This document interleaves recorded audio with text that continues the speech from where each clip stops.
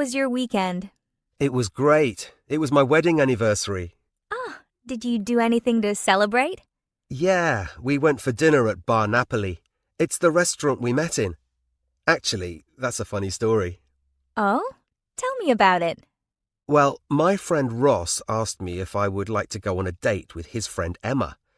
I'd never met her or even seen a photo, but she sounded nice, so I agreed to go. Ross arranged for us to meet at Bar Napoli the following week. When I got to the restaurant, I saw a woman sitting at a table by herself, so I went over, asked her if she was called Emma, and introduced myself. We had a fantastic evening.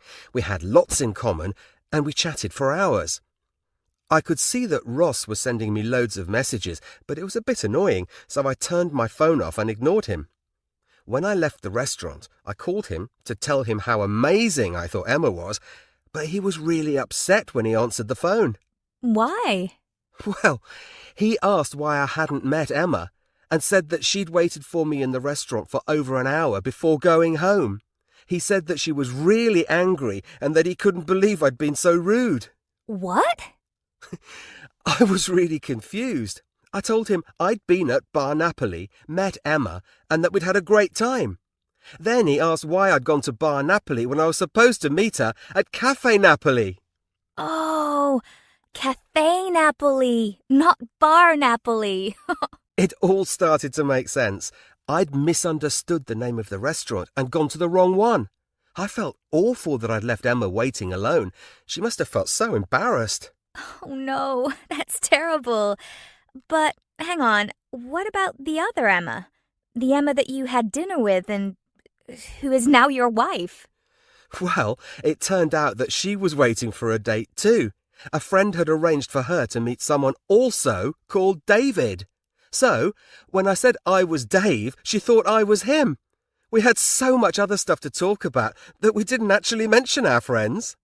Wow, what a mix-up. Can you recommend any good cafes here? Yeah, there are loads of great places. What kind of food do you like? Anything really. Interesting food. What do you mean by that? You know, food from different parts of the world. I like trying new things. Oh, have you been to the new food market in town? No. What's it like? It's really good. I've already had lunch there 3 times this week. Have you? Yeah, the food is great and it's pretty cheap. I've tried some fantastic dishes. Such as? I had a really good Indonesian curry, some Greek street food, and some delicious arepas from a Peruvian stall. They were particularly good. Oh, that sounds great. I also had some cake yesterday, but I didn't think much of it. How come? It was slightly dry and far too sweet.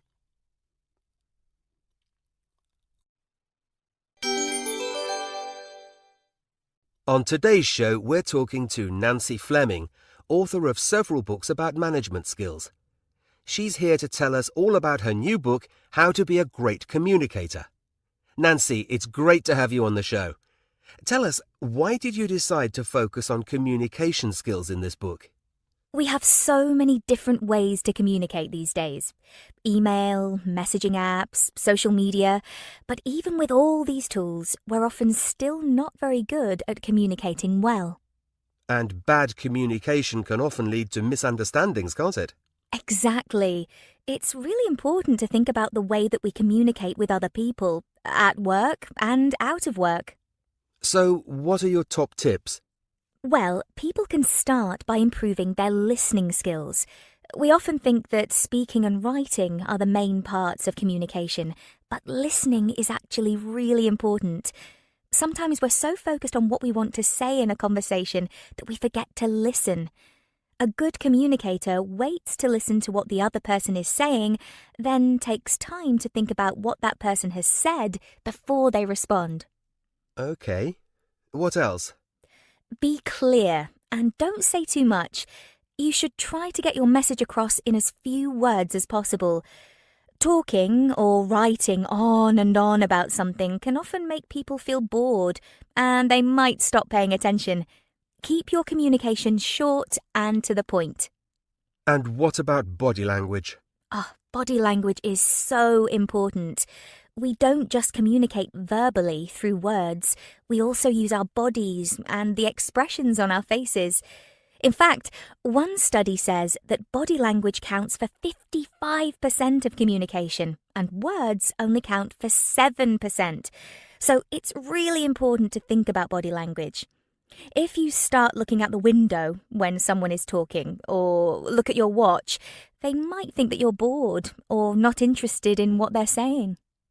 You said body language counts for 55% and words 7%. What about the other 38%? Tone of voice. How our voices sound. For example, do you sound friendly or kind or aggressive and impatient? In fact, less than 10% of communication comes from words. Nancy, thank you.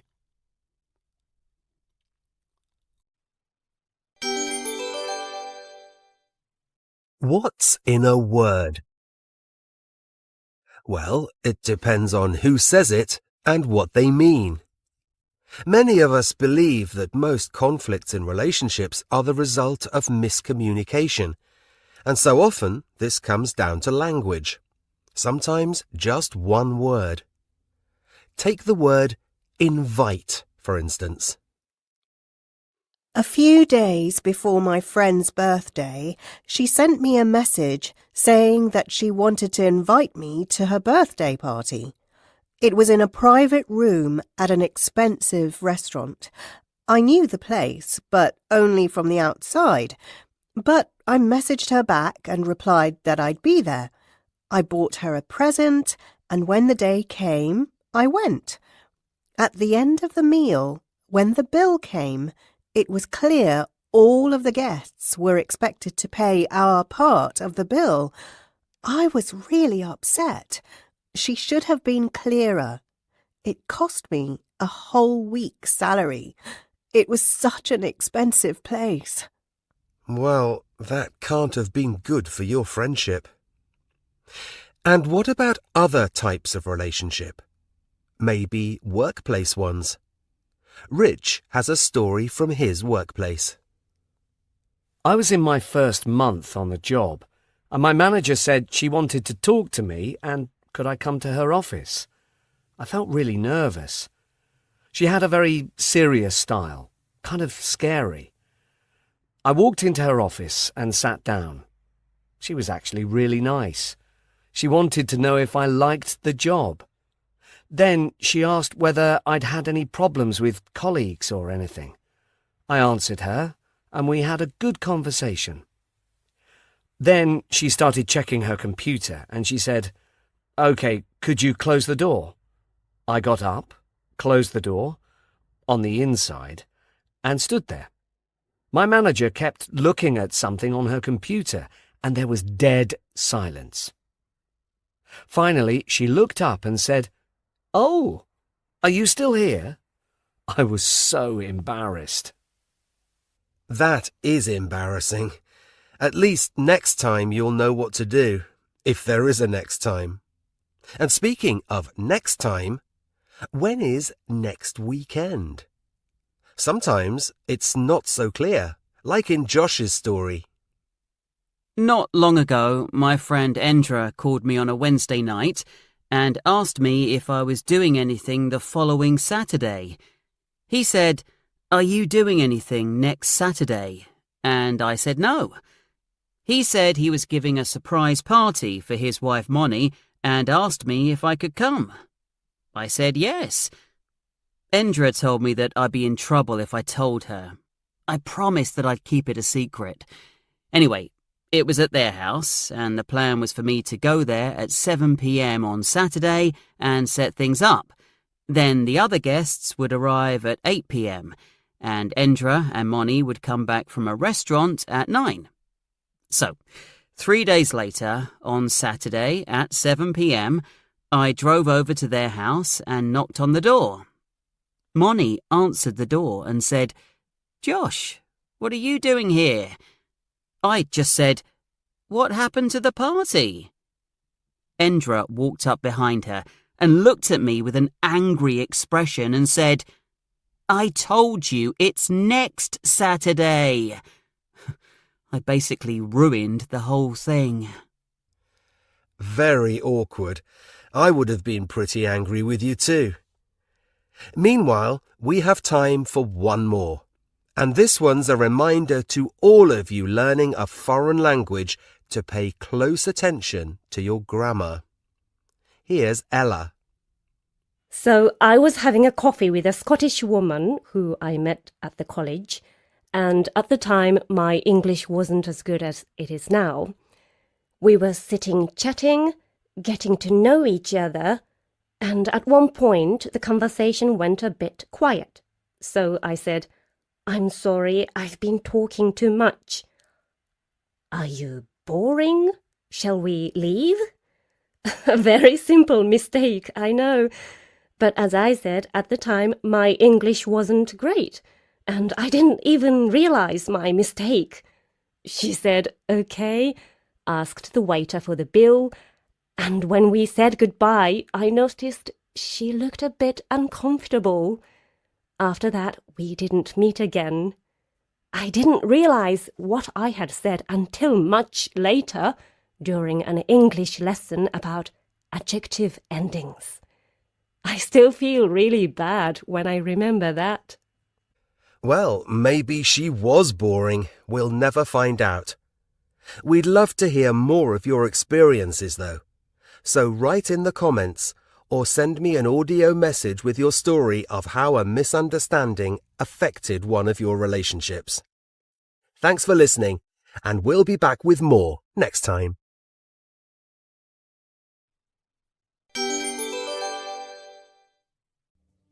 Hi, nice party. Yes, very nice.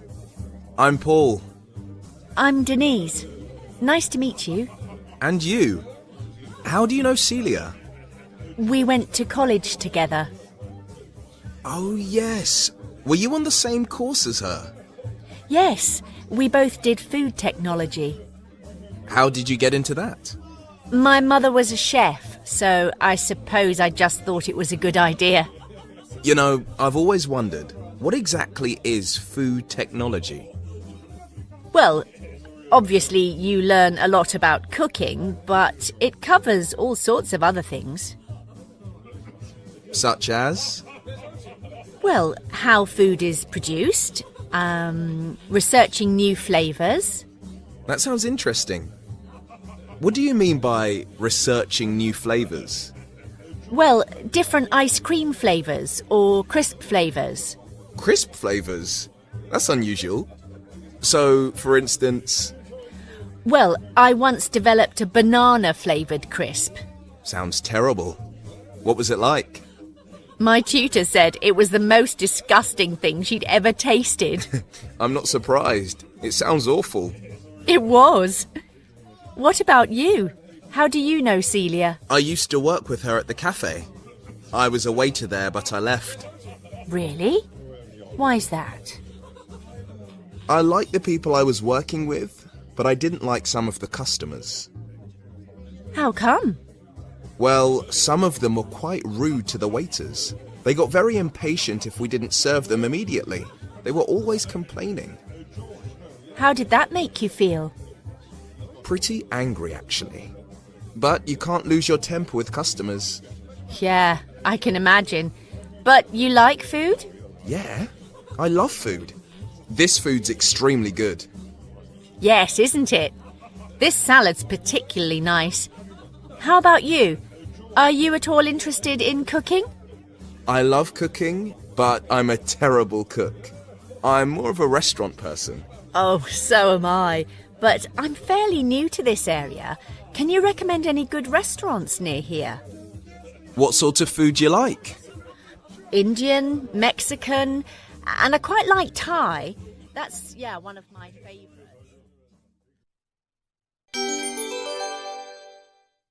Imperfect inventions. They say that necessity is the mother of invention. If there's a need, then the solution will be found.